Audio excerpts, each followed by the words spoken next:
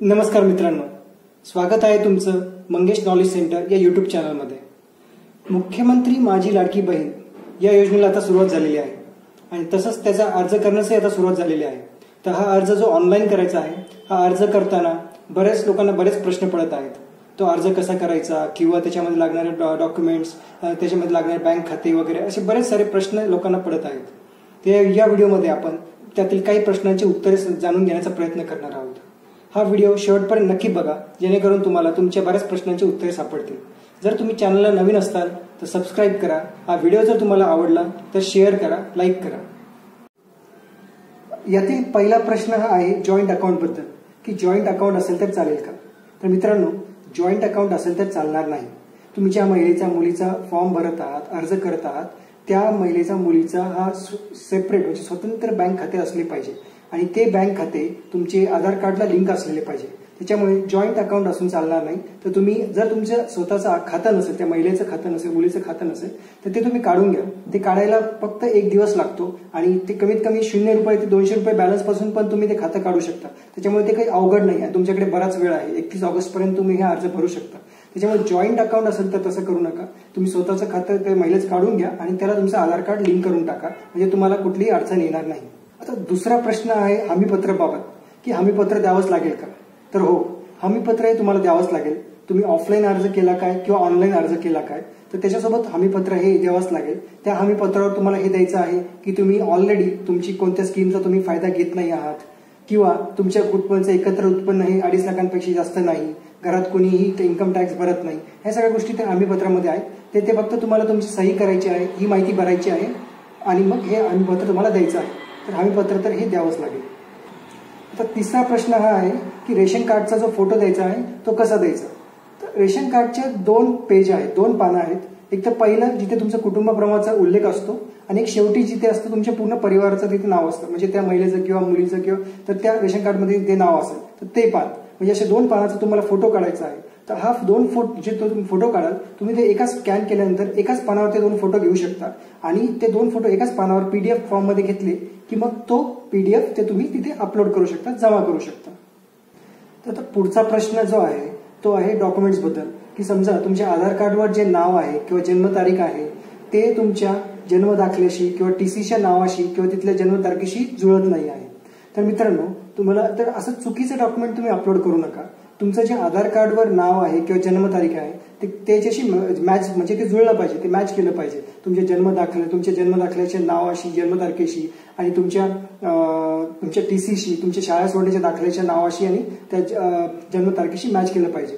जर असं काही असेल तर तुम्हाला संधी आहे, तुम्ही तुमच्या आधार कार्डमध्ये बदल करून घेऊ शकता। म्हणजे आधार कार्डवर जर नाव चुकीचं असेल, तिथली जन्मतारीख चुकीची असेल, पत्ता चुकीचा असेल तर तुम्हाला संधी आहे, तुमच्याकडे वेळ आहे, तुम्ही ते बदल करून घेऊ शकता। आता हाच प्रॉब्लेम आहे तो अकाउंट खात्याशी, म्हणजे तुमच्या बँक खात्याशी सुद्धा आहे। तर समजा तुमच्या बँक खात्यावर जे नाव आहे ते जर तुमच्या आधार कार्डशी मॅच करत नाही आहे तर तुम्ही काय करू शकता? एक तर तुमच्याकडे पर्याय हा आहे की तुम्ही बँक खात्यामध्ये तुमचं जे नाव आहे बँक खात्यामध्ये ते तुम्ही चेंज करून बघा। जर ते होत नसेल तर तुमच्याकडे संधी आहे की तुम्ही नवीन बँक अकाउंट सुद्धा उघडू शकता। पण चुकीचे डॉक्युमेंट्स अपलोड करू नका। हे नाव, जन्मतारीख हे सगळं मॅच झालं पाहिजे, ते जुळलं पाहिजे एकमेकांशी, तरच तो अपलोड करून फायदा आहे। नाहीतर तुमचा जो अर्ज आहे तो नामंजूर होऊ शकतो। त्यामुळे चुकीचं काही अपलोड करू नका। तर पुढचा प्रश्न असा आहे की समजा तुम्ही ज्याचा फॉर्म भरता, ज्याचा अर्ज करा, ज्या महिलेचा मुलीचा, ते फॉर्म भरताना, अर्ज दाखल करताना तिथे असले पाहिजे का? हो, ते तिथे असले पाहिजे। कारण अर्ज दाखल करताना त्या ॲपमध्ये एक फोटो घेतला जातो, त्याच्यामध्ये कॅमेरा सुरू होतो आणि तिथे तुमचा फोटो घेतला जातो। जर तुम्ही तो फोटो घेतला नाही आणि तसाच जर तुम्ही अर्ज तिथे दाखल केला तर तुमचा तो अर्ज नामंजूर होऊ शकतो। त्यामुळे तुम्हाला तिथे असणे गरजेचे आहे। तुम्ही ते तिथे असतानाच तुमचा फोटो घेतला जाईल। तर पुढचा प्रश्न असा आहे की डॉक्युमेंट तुमचे ओरिजिनल असले पाहिजे फोटो काढताना, म्हणजे तुम्ही डॉक्युमेंटचे जे फोटो काढणार, स्कॅन करणार डॉक्युमेंट्स, ते तुमचं ओरिजिनल असलं पाहिजे की तुमच्याकडे झेरॉक्स आहे आणि तरी तुम्ही ते स्कॅन करू शकता? तर मित्रांनो, जर तुमच्याकडे ओरिजिनल असेल तर चांगलं असेल, कारण ओरिजिनल डॉक्युमेंटची तुम्ही जे स्कॅन कराल ते क्लिअर येईल। त्याच्यामध्ये तुम्हाला असं काही होणार नाही की इथे दिसत नाहीये, ते दिसत नाहीये। पण जर तुमच्याकडे झेरॉक्स असेल तर ते कदाचित स्कॅन करताना क्लिअर येणार नाही आणि त्याच्यामुळे पुढे जाऊन अर्ज नामंजूर होऊ शकतो, तुम्हाला प्रॉब्लेम होऊ शकतो। त्यामुळे तुम्ही जे स्कॅन कराल डॉक्युमेंट्स, तुमचे कागदपत्र जे स्कॅन करणार आहात ते तुम्ही ओरिजिनल डॉक्युमेंटचेच करा। आता पुढचा प्रश्न जो आहे तो आहे की एका कुटुंबातील किती महिला याच्यामध्ये अर्ज करू शकतात? तर एका कुटुंबातील 2च महिला याच्यात अर्ज करू शकतात आणि त्या 2 महिलांमध्ये पण एक महिला जी असेल किंवा मुलगी असेल ती अविवाहित असेल आणि दुसरी जी असेल ती विवाहित किंवा घटस्फोटित परित्यक्ता या प्रकारामध्ये असेल. तर एका रेशन कार्डवर एका कुटुंबातील 2च महिला हे अर्ज करू शकतात.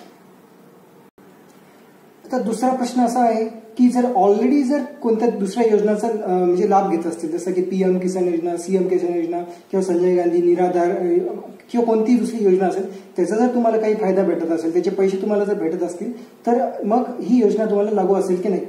तर असं कुठेही म्हटलेलं नाही की ही योजना जर तुम्ही ऑलरेडी दुसऱ्या योजनांचा लाभ घेत असाल तर ही योजना लागू होणार नाही.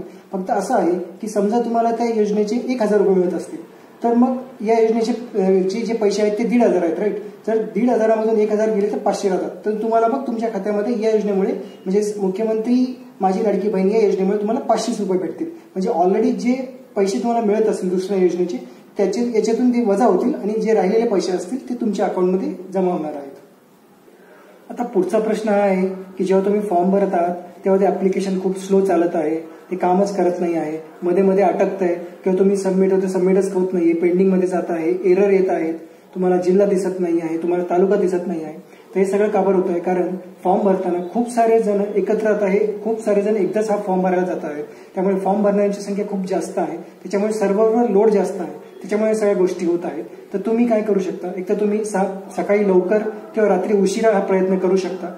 तुम्हाला प्रयत्न करत राहणे हेच तुमचं काम आहे, कारण हे सगळं ते ऍप्लिकेशन एक म्हणजे खूप जास्त लोकांनी एक सोबत करत असल्यामुळे सगळे प्रॉब्लेम्स येत आहेत. तुम्ही प्रयत्न करता, तुमचा फॉर्म नक्कीच सबमिट होऊन जाईल. तर पुढचा प्रश्न हा आहे की एका मोबाईल नंबरवरून किती जणांचा अर्ज भरता येऊ शकतो? तर एका मोबाईल नंबरवरून एका जणांचा अर्ज भरता येऊ शकतो. जेव्हा तुम्ही अर्ज भरायला जाता, तुम्ही जे ऍप्लिकेशन ओपन करता आणि त्यासाठी तुम्हाला लॉग इन करावं लागतं आणि लॉग इन करताना तुम्हाला मोबाईल नंबर टाकावा लागतो. तुम्ही जर मोबाईल नंबर टाकाल तर एकदा मोबाईल नंबर वापरला त्या मोबाईल नंबरवरून तुम्ही एकच अर्ज भरू शकता. आता तुम्हाला जर त्या मोबाईलवरून परत दुसरा अर्ज भरायचा आहे, त्या ऍप्लिकेशनवर तुम्हाला परत दुसरा अर्ज भरायचा आहे, तर तुम्ही काय करू शकता? तुम्ही त्यातून लॉग आउट करू शकता आणि लॉग आउट केल्यानंतर तुम्ही आता त्या ऍप्लिकेशनमध्ये लॉग इन करताना दुसरा मोबाईल नंबर टाका आणि मग परत लॉग इन करा आणि त्या मोबाईल नंबरवरून मग परत दुसरा अर्ज भरा. तर असं तुम्ही एका मोबाईलवरून एकच अर्ज भरू शकता, पण एका मोबाईलवरून तुम्ही दुसरे बरेच अर्ज भरू शकता, पण तुम्हाला प्रत्येक वेळेस लॉग आउट करावं लागेल आणि नवीन मोबाईल नंबर टाकावा लागेल. आता पुढचा प्रश्न हा पत्त्याच्या रिलेटेड आहे. म्हणजे बऱ्याच जणांना ते अर्ज भरताना पत्त्याबाबत काही कन्फ्युजन होत आहे. जसं आता याच्यामध्ये 2 पार्ट आहेत बघा. वरती जन्मस्थळाबाबत विचारलेलं आहे की जन्मस्थळ, त्याचा तालुका, त्याचा जिल्हा, त्याचा पिनकोड आणि त्याच्या खाली मग पत्ता विचारलेला आहे. तुम्हाला सुरुवातीला जे टाकायचे डिटेल्स टाकायचे आहेत ते तुमच्या जन्मस्थळाबाबत आहेत आणि जन्मस्थळाचे डिटेल्स टाकून झाल्यानंतर मग खाली एक पत्ता आहे. तो पत्ता तुम्हाला तुमच्या आधार कार्डवर जो पत्ता असेल तो पत्ता तिथे टाकायचा आहे. दोन्ही हे वेगवेगळ्या गोष्टी आहेत. अशा प्रकारे आपण काही प्रश्नांची उत्तर शोधण्याचा प्रयत्न केलेला आहे मित्रांनो. नक्कीच आशा करतो की तुम्हाला तुमच्या काही प्रश्नांची उत्तरे मिळाली असतील आणि या व्हिडिओमधून तुम्हाला नक्कीच काही तुमची मदत झाली असेल. तुम्हाला जर व्हिडिओ आवडला तर शेअर करा, लाईक करा, चॅनलला नवीन असाल तर सबस्क्राईब करा.